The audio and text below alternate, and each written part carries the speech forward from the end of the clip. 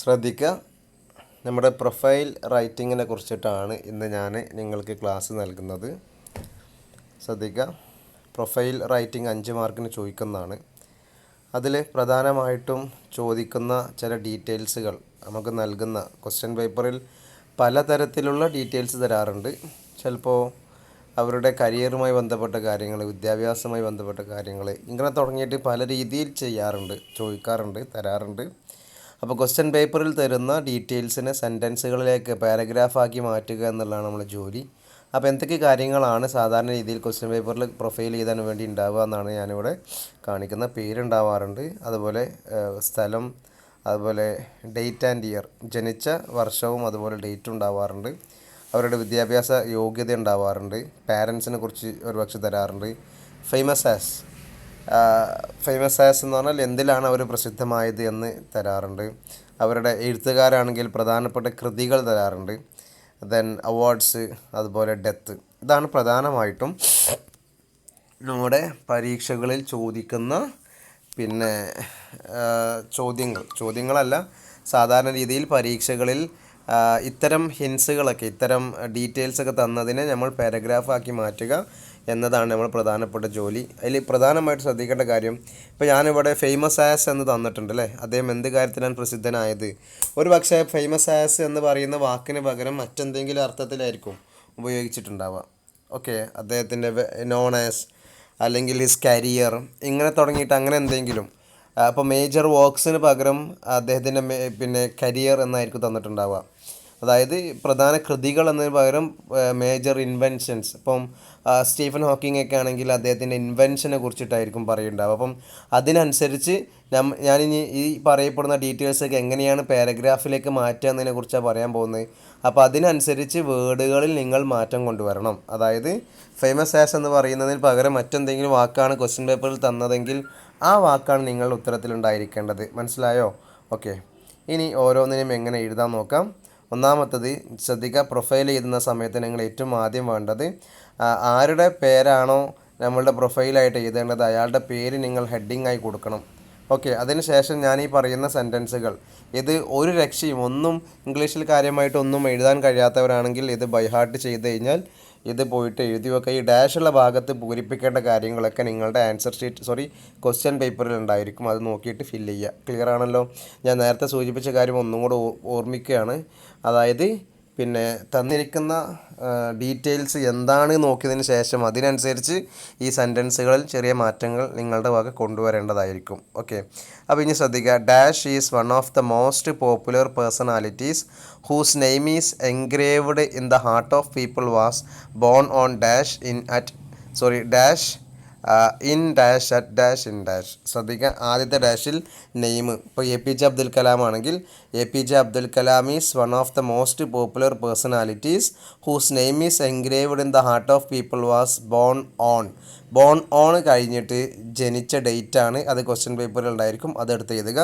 ഇന്ന് കഴിഞ്ഞിട്ട് ജനിച്ച വർഷം, ദെൻ അറ്റ് കഴിഞ്ഞിട്ട് ചെറിയ സ്ഥലം, ഇന്ന് കഴിഞ്ഞിട്ട് വലിയ സ്ഥലം. ശ്രദ്ധിക്കുക, ഇപ്പോൾ ഉദാഹരണം പറയുകയാണെങ്കിൽ APJ അബ്ദുൽ കലാം ആണെങ്കിൽ തമിഴ്നാടു, ഇന്ത്യ. അപ്പോൾ ഇവിടെ ചെറിയ സ്ഥലം എന്ന് പറയുന്നത് തമിഴ്നാടാണ്. അപ്പം at Tamil Nadu, then in India എന്ന രീതിയിലാണ് എഴുതേണ്ടത്. ഇത്രയും ക്ലിയർ ആയെന്ന് വിചാരിക്കുന്നു. അപ്പോൾ ഇതാണ് ഒന്നാമത്തെ സെൻറ്റൻസ്. നമ്മുടെ ക്വസ്റ്റ്യൻ പേപ്പറിൽ തന്ന ആളുടെ പേരും ഡേറ്റും കാര്യങ്ങളൊക്കെ ചേർത്തിട്ട്, ഡേറ്റും പേരും വർഷവും, ജനിച്ച വർഷം, ജനിച്ച സ്ഥലം, ഇതൊക്കെയാണ് ഒന്നാമത്തെ സെൻറ്റൻസിൽ നമ്മൾക്ക് ചേർക്കാനുള്ളത്. ഇനി ശ്രദ്ധിക്കാം, അദ്ദേഹത്തിൻ്റെ ഈ ക്വസ്റ്റ്യൻ പേപ്പറിൽ തരുന്ന ആളുടെ രക്ഷിതാക്കളുടെ പേര് തന്നിട്ടുണ്ടെങ്കിൽ എഴുതേണ്ട സെൻറ്റൻസാണ് ഹി ഓർ ഷീ. ആണാണെങ്കിൽ ഹി എന്നും പെണ്ണാണെങ്കിൽ ഷീ എന്നും. He or she was the son or daughter of dash and dash. ഒന്നാമത്തെ ഡാഷിൽ അച്ഛൻ്റെ പേര്, രണ്ടാമത്തെ ഡാഷിൽ അമ്മയുടെ പേര്. ഈ രണ്ട് പേരുകളും അതിൽ കൂട്ടിച്ചേർക്കുക. ക്ലിയർ ആണല്ലോ? ഇനി ഇവിടെ ഒരു എക്സാമ്പിൾ തന്നിട്ടുണ്ട്, ഞാനതിലേക്ക് കടക്കുന്നില്ല. ഇത് നിങ്ങളുടെ 10ാം ക്ലാസ്സിൽ ടെക്സ്റ്റ് ബുക്കിൽ ഉണ്ടായിരുന്ന ഒരു എക്സാമ്പിളാണ്. സോ അത് ഞാൻ ഇതിലേക്ക് കടക്കുന്നില്ല. അവ ശ്രദ്ധിക്കുക, ഒന്നാമത്തെയും രണ്ടാമത്തെയും സെൻറ്റൻസുകൾ എങ്ങനെ എഴുതണം എന്ന് ഞാൻ കാണിച്ചു തന്നു. ഓക്കെ, ഇനി അടുത്ത സെൻറ്റൻസ് നോക്കിയേ. അദ്ദേഹത്തിൻ്റെ വിദ്യാഭ്യാസ യോഗ്യത തന്നിട്ടുണ്ടെങ്കിൽ, അദ്ദേഹം എവിടെയാണ് പഠിച്ചത്, എവിടേക്കാണ് അദ്ദേഹം പിന്നെ കോളേജ് എവിടെ തീർത്തു, ഇങ്ങനെ തുടങ്ങിയിട്ടുള്ള വിദ്യാഭ്യാസ യോഗ്യതകൾ ക്വസ്റ്റ്യൻ പേപ്പറിൽ തന്നിട്ടുണ്ടെങ്കിൽ നമ്മൾ എഴുതേണ്ടത് he or she had completed his or her education from dash. അവിടെ സ്കൂള്, കോളേജ് അല്ലെങ്കിൽ യൂണിവേഴ്സിറ്റി ഇങ്ങനെ ഏതെങ്കിലും വിദ്യാഭ്യാസ യോഗ്യത തന്നിട്ടുണ്ടെങ്കിൽ അതാണ് അവിടെ രേഖപ്പെടുത്തേണ്ടത്. ഓക്കെ. ഇനി he or she was A well known dash. അവിടെ ഫേമസ് ആസ് അല്ലെങ്കിൽ നോൺ ആസ് അല്ലെങ്കിൽ ഇങ്ങനെ തുടങ്ങിയിട്ട് അല്ലെങ്കിൽ വെൽ നോൺ ഡാഷ് ഇങ്ങനെ തന്നിട്ടുണ്ടാവും. അപ്പോൾ അവിടെ എന്താണ് ചെയ്യേണ്ടത്, അവിടെ ചേർക്കേണ്ട സെൻറ്റൻസാണ് അദ്ദേഹം ഒരു പ്രസിദ്ധനായ പിന്നെ ശാസ്ത്രജ്ഞനായിരുന്നു, അല്ലെങ്കിൽ പിന്നെ എന്താ പറയുക ഫിസിഷ്യനായിരുന്നു, ഇങ്ങനെ തുടങ്ങിയിട്ട് എന്തെങ്കിലും ഡീറ്റെയിൽസൊക്കെ ആയിരിക്കും എഴുതാനുണ്ടാവുക. അത് ക്വസ്റ്റ്യൻ പേപ്പറിൽ നോക്കിയിട്ട് എന്ത് ഹിൻസാണ് അവിടെ തന്നിരിക്കുന്നത് അതിനനുസരിച്ച് എഴുതേണ്ടതാണ്. ഓക്കെ, മനസ്സിലായോ? അപ്പോൾ അവിടെ അദ്ദേഹത്തിൻ്റെ പ്രസിദ്ധി കാണിക്കുന്ന എന്തെങ്കിലും കാര്യത്തിൽ പ്രസിദ്ധി ആർജിച്ചത് കാണിക്കുന്ന ഹിൻസ് തന്നിട്ടുണ്ടെങ്കിൽ അത്തരം ഹിൻസുകളെ കൂട്ടിച്ചേർത്ത് എഴുതേണ്ട സെൻറ്റൻസാണ് he is a well known dash. Then ഇനി ഇവിടെ ശ്രദ്ധിക്കുക, he or she had written many works and some of the major works. അദ്ദേഹം ഒരുപാട് കൃതികൾ എഴുതിയിട്ടുണ്ട്, അതിൽ പ്രധാനപ്പെട്ട കൃതികൾ എന്ന് പറഞ്ഞിട്ടാണ് ഡാഷ് തന്നിട്ടുള്ളത്. ശ്രദ്ധിക്കുക, ഇപ്പോൾ അബ്ദുൽ കലാം ആണെങ്കിലും സ്റ്റീഫൻ ഹോക്കിംഗ് ആണെങ്കിലും ഒന്നും എന്തല്ല, വലിയ എഴുത്തുകാരനല്ല. അപ്പം ഇവരുടെ മേഖലയിൽ എന്താണ് ഇവർ കാര്യമായി ചെയ്തിട്ടുള്ളത് എന്ന് ക്വസ്റ്റ്യൻ പേപ്പറിൽ ഉണ്ടായിരിക്കും.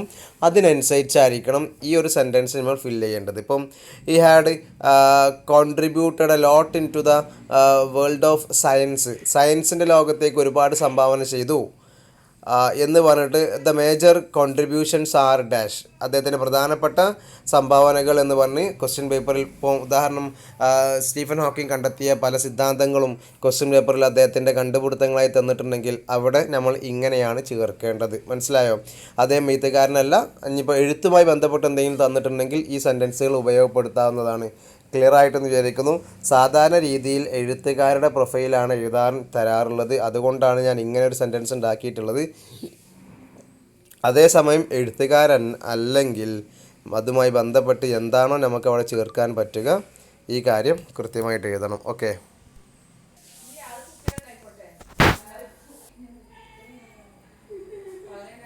ഇനി അടുത്തത്, ഇവരെ ഈ എഴുത്തുകാരെ അല്ലെങ്കിൽ ഈ നമുക്ക് പ്രൊഫൈൽ ചെയ്താനുള്ള ആളുകൾക്ക് എന്തെങ്കിലും അവാർഡുകൾ തന്നിട്ടുണ്ടെങ്കിൽ he or she was honoured with many awards and laurels for the excellence of his writings or works.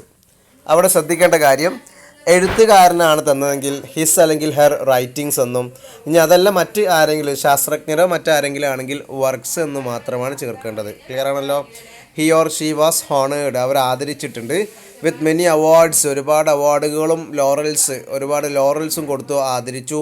Four the excellence of, അദ്ദേഹത്തിൻ്റെ നന്നായത് കൊണ്ട്, എന്ത് നന്നായത് കൊണ്ട്, ഹിസ് റൈറ്റിംഗ്സ്, അദ്ദേഹത്തിൻ്റെ എഴുത്ത്, അല്ലെങ്കിൽ വർക്ക്സ്, അദ്ദേഹത്തിൻ്റെ പ്രവർത്തനങ്ങൾ നന്നായത് കൊണ്ട്. അപ്പോൾ അവിടെ അവാർഡുകൾ ഏതെങ്കിലും, ഇപ്പം കലാമാണെങ്കിൽ കലാമിന് കൊടുത്തിട്ടുള്ള അവാർഡുകളുടെ ഡീറ്റെയിൽസ് തന്നിട്ടുണ്ടെങ്കിൽ നമ്മൾ ഇങ്ങനെയാണ് അതിനെ രേഖപ്പെടുത്തേണ്ടത്. ക്ലിയറാണ്? ഞാൻ വേഗത്തിൽ പറഞ്ഞു പോവാണ്. ഈ സെൻറ്റൻസുകളൊക്കെ നിങ്ങൾ നോട്ട് പുസ്തകത്തിലേക്ക് എഴുതിയെടുക്കണം. പ്രൊഫൈൽ എഴുതുന്ന സമയത്ത് നല്ല മനോഹരമായി കള്ളി വരച്ച് ഹെഡിങ് ആളെ പേര് കൊടുത്തിട്ടായിരിക്കണം എഴുതേണ്ടത്. ക്ലിയർ ആണല്ലോ? ഇനി അവസാനം ഇയാൾ മരിച്ച ഡീറ്റെയിൽസ് കൊടുക്കാറുണ്ട്.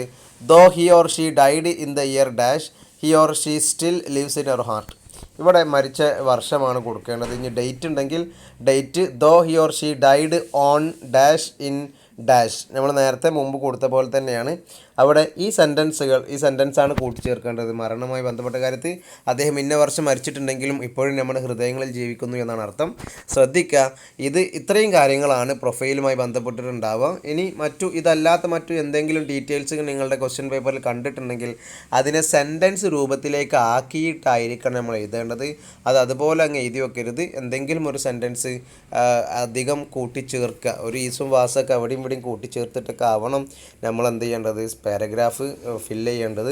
അത് പ്രത്യേകം ശ്രദ്ധിക്കണം. കാരണം ഒന്നും അറിയാത്ത ആളുകൾ ഉണ്ടെങ്കിൽ അവർക്ക് ബൈഹാർട്ട് ചെയ്യാൻ വേണ്ടിയിട്ടാണ് ഞാനിങ്ങനെ ഫോർമാറ്റ് തയ്യാറാക്കിയിട്ടുള്ളത്. അപ്പോൾ ഈ കാര്യം പ്രത്യേകം ശ്രദ്ധിക്കണമെന്ന് ഓർമ്മിപ്പിക്കുകയാണ്. ഓക്കെ. ഇനി ശ്രദ്ധിക്കേണ്ട മറ്റൊന്നാണ് ലെറ്റർ റൈറ്റിംഗ് ആണ്. ശ്രദ്ധിക്കുക, ലെറ്റർ റൈറ്റിംഗ് എന്ന് പറയുമ്പോൾ കത്ത് എഴുതുന്ന രീതിയാണ് നമ്മൾ പറയുന്നത്. കത്ത് എഴുതുന്നതിന് ഫോർമാറ്റ് ഉണ്ട്. ആ ഫോർമാറ്റ് നമുക്ക് 2 രീതിയിലുള്ള കത്തുകളാണ് ഉണ്ടാവുക. ഒന്ന് ഫോർമൽ ലെറ്റർ അല്ലെങ്കിൽ ഇൻഫോർമൽ ലെറ്റർ. ശ്രദ്ധിക്കുക, ഔദ്യോഗികമായി ഓഫീസുകളിലേക്കും മറ്റും അയക്കുന്ന കത്തുകളെയാണ് ഫോർമൽ ലെറ്റർ എന്ന് വിളിക്കുക. ഇപ്പോൾ ഉദാഹരണം, ഏതെങ്കിലും ഒരു ഉദ്യോഗസ്ഥന് ഏതെങ്കിലും സ്ഥാനത്തിരിക്കുന്ന ആളുകൾക്ക് എഴുതുന്ന കത്താണെങ്കിൽ അതിനെ ഫോർമൽ ലെറ്റർ എന്ന് വിളിക്കും. ഇനി അതല്ല, കൂട്ടുകാർ, ഫാമിലി, റിലേഷനുള്ള ആളുകൾ, ഇവർക്ക് ആർക്കെങ്കിലും അയക്കുന്ന കത്താണെങ്കിൽ അതിനെ ഇൻഫോർമൽ ലെറ്റർ എന്ന് പറയും. ഇത് രണ്ടും നമ്മളെ പരീക്ഷയ്ക്ക് ചോദിക്കാറുണ്ട്, ശ്രദ്ധിക്കുക. അപ്പോൾ ആദ്യം നമ്മൾ നോക്കുന്നത് ഫോർമൽ ലെറ്റർ എങ്ങനെ എഴുതണം എന്നുള്ളതാണ്. അതിന് വേണ്ടിയിട്ട് ഒരു ഫോർമാറ്റ് ഉണ്ട്. 9 കാര്യങ്ങളാണ് ഫോർമൽ ലെറ്ററിൽ ശ്രദ്ധിക്കേണ്ടത്. അപ്പോൾ നിങ്ങൾ ഫോർമൽ ലെറ്റർ എഴുതുന്നതിന് മുമ്പായിട്ട് നിങ്ങളുടെ ആൻസർ ഷീറ്റിൽ വലിയൊരു കള്ളി വരക്കണം. എന്നിട്ട് ഒരു മാർജിനോട് കൂടിയ നല്ല ബോക്സ് വരച്ച് വലിയൊരു കള്ളി വരച്ചതിന് ശേഷം ഇനി എഴുതേണ്ട പോലെ എഴുതുക. ഏറ്റവും ആദ്യം ഫ്രം അഡ്രസ്സ് എഴുതുക. ശ്രദ്ധിക്കണം, കള്ളി വരച്ച് അതിൻ്റെ ഇടത് വശത്ത് തന്നെയായിരിക്കണം. അതായത് മാർജിൻ സൈഡിൽ ഏറ്റവും മേലെയാണ് ഫ്രം അഡ്രസ്സ് എഴുതേണ്ടത്. ആ ഫ്രം നിങ്ങളുടെ ക്വസ്റ്റ്യൻ പേപ്പറിൽ ആരായിട്ടാണോ കത്ത് എഴുതാൻ പറയുന്നത് അവരുടെ അഡ്രസ്സാണ് കൊടുക്കേണ്ടത്. ചിലപ്പോൾ നിങ്ങളുടെ അഡ്രസ്സായിരിക്കും, അല്ലെങ്കിൽ ക്വസ്റ്റ്യൻ പേപ്പറിലുള്ള ആരുടെയെങ്കിലും അഡ്രസ്സായിരിക്കും. ശ്രദ്ധിക്കണം, ഫോർമൽ കത്തുകളുടെ രൂപമാണ് നമ്മൾ പറയുന്നത്. ഒഫീഷ്യലി ആർക്കെങ്കിലും അയക്കുന്ന കത്തിൻ്റെ രൂപമാണ് പറയുന്നത്. ഞാൻ നേരത്തെ സൂചിപ്പിച്ച പോലെ തന്നെ നമ്മുടെ ഒരു ബോക്സ് വരച്ച് മാർജിൻ സൈഡിൽ ഏറ്റവും മേലെയാണ് ഫ്രം അഡ്രസ്സ് കൊടുക്കേണ്ടത്, മറക്കരുത്. ഫ്രം അഡ്രസ്സ് കഴിഞ്ഞാൽ താഴെ ഡേറ്റാണ് കൊടുക്കേണ്ടത്. ഫ്രം അഡ്രസ്സ് കഴിഞ്ഞാൽ രണ്ടാമത്തെ കാര്യം ഡേറ്റ്, മൂന്നാമത്തെ ടു അഡ്രസ്സ്. അപ്പോൾ ശ്രദ്ധിക്കുക, ആദ്യം ഫ്രം, പിന്നെ ഡേറ്റ്, പിന്നെ ടു. ഓക്കെ, പിന്നെ അതിന് ശേഷം റെസ്പെക്റ്റഡ് സർ എന്ന് എഴുതുക. സല്യൂട്ടേഷൻ എന്നുള്ളത് അതിനെ പറയുന്ന പേരാണ്, അഭിസംബോധന എന്നാണ് അർത്ഥം. അവിടെ സല്യൂട്ടേഷൻ എന്ന് നമ്മൾ കൂട്ടിച്ചേർക്കരുത്. പരീക്ഷ എഴുതുന്ന സമയത്ത് ശ്രദ്ധിക്കുക, റെസ്പെക്റ്റഡ് സർ എന്ന് എഴുതുക, അല്ലെങ്കിൽ റെസ്പെക്റ്റഡ് മാഡം എന്ന് എഴുതുക. From, date, to, respected sir. അതിനുശേഷം സബ്ജക്റ്റ് എന്ന് പറഞ്ഞാൽ എന്തിനെ കുറിച്ചാണ് നമ്മൾ കത്ത് എഴുതുന്നത് അതിൻ്റെ ഒരു ചുരുക്ക രൂപമാണ് സബ്ജക്റ്റ്. ഉദാഹരണം, ഒരു കുട്ടി ലീവ് ലെറ്റർ ചെയ്താണെങ്കിൽ അപ്ലിക്കേഷൻ ഫോർ ലീവ് എന്നാണ്. അതേസമയത്ത് ഒരു കുട്ടി പോലീസ് സ്റ്റേഷനിൽ കംപ്ലയിൻറ്റ് ചെയ്താണെങ്കിൽ കംപ്ലയിൻറ്റ് ഓൺ എന്ന് പറഞ്ഞ ഡാഷ് ഇട്ടിട്ട് എന്താണോ കംപ്ലയിൻറ്റ് ആ കംപ്ലയിൻ്റ് ആണ് എഴുതേണ്ടത്. ഇങ്ങനെ എന്തിനെ കുറിച്ചാണ് നമ്മൾ ഔദ്യോഗികമായിട്ട് ഒരാൾക്ക് കത്തയക്കുന്നത് ആ കത്തിൻ്റെ വിവരണം, ചെറിയൊരു വിവരണം, ഒരു സെൻറ്റൻസോ ഒരു സെൻറ്റൻസിൽ കൂടാത്ത രീതിയിലുള്ള വിവരണമാണ് സബ്ജക്റ്റ് കൊണ്ട് ഉദ്ദേശിക്കുന്നത്. അവിടെ സബ്ജക്റ്റ് എന്ന് എഴുതുക. അതിനുശേഷം ബോഡി ഓഫ് ദ ലെറ്റർ എന്ന് പറഞ്ഞാൽ കത്തിലുണ്ടായിരിക്കേണ്ട പ്രധാന ഭാഗങ്ങൾ, നമ്മൾ എന്താണോ കത്ത് കൊണ്ട് ഉദ്ദേശിക്കുന്നത് അതാണ് ബോഡി ഓഫ് ദ ലെറ്റർ കൊണ്ട് ഉദ്ദേശിച്ചത്. അതിനുശേഷം കോംപ്ലിമെൻ്ററി ക്ലോസ് എന്ന് പറഞ്ഞാൽ യുവേഴ്സ് ഫെയ്ത്ത്ഫുള്ളി, യുവേഴ്സ് സിൻസിയർലി എന്നൊക്കെയാണ് നമ്മൾ സാധാരണ എഴുതേണ്ടത്. ശ്രദ്ധിക്കുക, ഒഫീഷ്യൽ ലെറ്റർ, ഔദ്യോഗികമായിട്ട് ഒരാൾ എഴുതുന്ന കത്തിനെ കുറിച്ചാണ് നമ്മൾ പറയുന്നത്. ശ്രദ്ധിക്കുക, യുവേഴ്സ് ഫെയ്ത്ത്ഫുള്ളി.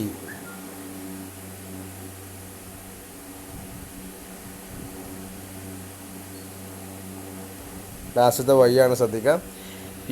ഇത് എ ആണ്, യുവേഴ്സ് ഫെയ്ത്ത്ഫുള്ളി എന്നാണ് നമ്മൾ എഴുതേണ്ടത്. കോംപ്ലിമെൻ്ററി ക്ലോസ് എന്ന് എഴുതി വെക്കരുത്, യുവേഴ്സ് ഫെയ്ത്ത്ഫുള്ളി എന്ന് എഴുതി വെക്കുക. താഴെ സിഗ്നേച്ചർ, അതിൻ്റെ താഴെ നെയിം. ഇതാണ് ഔദ്യോഗികമായി നമ്മൾ കത്ത് എഴുതുന്നതിൻ്റെ ഫോർമാറ്റ്, മറക്കരുത്.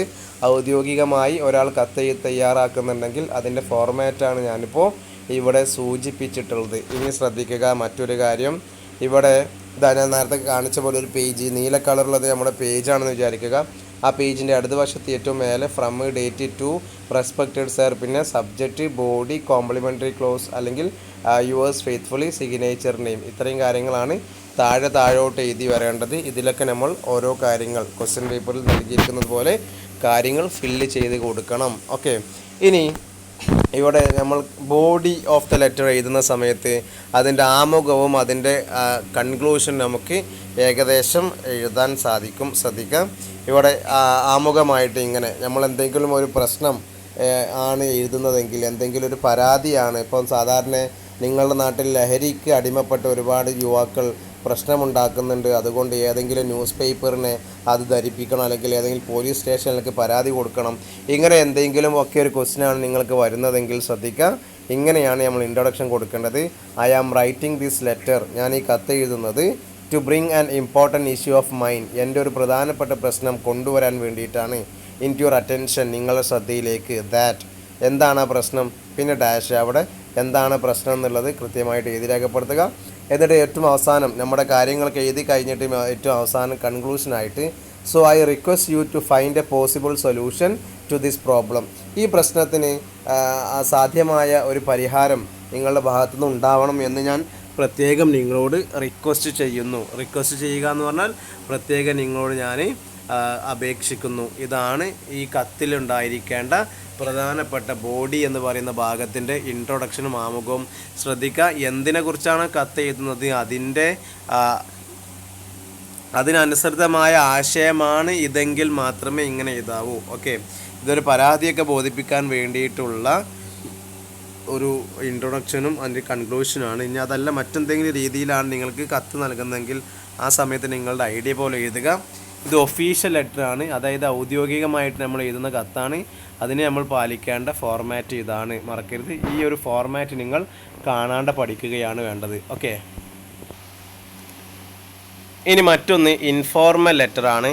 ഇൻഫോർമൽ ലെറ്റർ എന്ന് പറഞ്ഞാൽ കൂട്ടുകാർക്ക് എഴുതുന്നത്. നമ്മുടെ കലാമുമായി ബന്ധപ്പെട്ട് ഇമെയിൽ അയക്കുന്നത് പറയുന്നുണ്ട് അല്ലേ. ഇമെയിലിൻ്റെ ഫോർമാറ്റ് ഞാൻ വഴിയെ അറിയിക്കുന്നതാണ്. അതേ സമയത്ത് ഇമെയിൽ അല്ലാണ്ട് നമ്മൾക്ക് ഇൻഫോർമലായിട്ട് കത്ത് എഴുതാൻ പറയുന്നുണ്ടെങ്കിൽ, കൂട്ടുകാർക്ക് കത്ത് എഴുതുക, അല്ലെങ്കിൽ നിങ്ങളുടെ ഫാമിലി ഫ്രണ്ടിന് കത്ത് എഴുതുക, ഇങ്ങനെ എന്തെങ്കിലും എഴുതാൻ പറയുന്നുണ്ടെങ്കിൽ ശ്രദ്ധിക്കുക, അതിൻ്റെ ഫോർമാറ്റാണ് ഞാനിവിടെ നൽകിയിട്ടുള്ളത്. ആദ്യം ഫ്രം അഡ്രസ്സ് കൊടുക്കുക, ഫ്രം കൊടുക്കുക, ദെൻ ഡേറ്റ് കൊടുക്കുക, അതിനുശേഷം സല്യൂട്ടേഷൻ എന്ന് പറഞ്ഞാൽ ഡിയർ ഫ്രണ്ട് എന്നോ അങ്ങനെ എന്തെങ്കിലും, അവിടെ ആരെയാണ് നമ്മൾ അഭിസംബോധന ചെയ്യുന്നത് അയാളുടെ പേര് കൊടുക്കുക. ഡിയർ ഫ്രണ്ട് അല്ലെങ്കിൽ ഡിയർ എന്താ പറയുക അങ്കിൾ, ഓണ്ട്, ഇങ്ങനെ എന്തെങ്കിലുമൊക്കെ കൊടുക്കുക. എന്താണ് ക്വസ്റ്റ്യൻ പേപ്പറിൽ തന്നത് അത് എഴുതുക. ഇനി താഴെ നമ്മളുടെ ആദ്യത്തെ സെൻറ്റൻസ് ആരംഭിക്കുകയാണ്. It is long time since I heard from you. നിന്നിൽ നിന്നും കേട്ടിട്ട്, നിൻ്റെ വിവരങ്ങളൊക്കെ അറിഞ്ഞിട്ട് ഒരുപാട് കാലങ്ങളായി. ഹൗ ആർ യു, എന്താണ് നിൻ്റെ വിശേഷം. Hope things are fine at your end, നിൻ്റെ അവിടെ കാര്യങ്ങളൊക്കെ സുഖമാണ് എന്ന് പ്രതീക്ഷിക്കുന്നു. ഹൗ അബൌട്ട് യുവർ പാരൻസ്, നിൻ്റെ രക്ഷിതാക്കളുടെ വിശേഷങ്ങൾ എന്താണ്. I am writing this letter to tell you about dash, ഞാൻ ഈ വിവരത്തെക്കുറിച്ച് പറയാനാണ് എന്നോട് ഈ കത്ത് എഴുതുന്നത്. എന്താണ് വിവരം എന്നുള്ളത് ക്വസ്റ്റ്യൻ പേപ്പറിലെ വിഷയം അനുസരിച്ച് നമ്മൾ എഴുതണം. ഓക്കെ, ക്വസ്റ്റ്യൻ പേപ്പറിൽ ഒരുപക്ഷെ അബ്ദുൽ കലാമിനോട് സംസാരിക്കാൻ പറ്റിയതിൽ സന്തോഷം പങ്കിടാനാണെങ്കിൽ ആ ഒരു കാര്യം അവിടെ എഴുതുക. ക്ലിയർ ആണെന്ന് വിചാരിക്കുന്നു. എന്നിട്ട് ഏറ്റവും താഴെ ഏറ്റവും അവസാനത്തിൽ ശ്രദ്ധിക്കേണ്ട കാര്യം,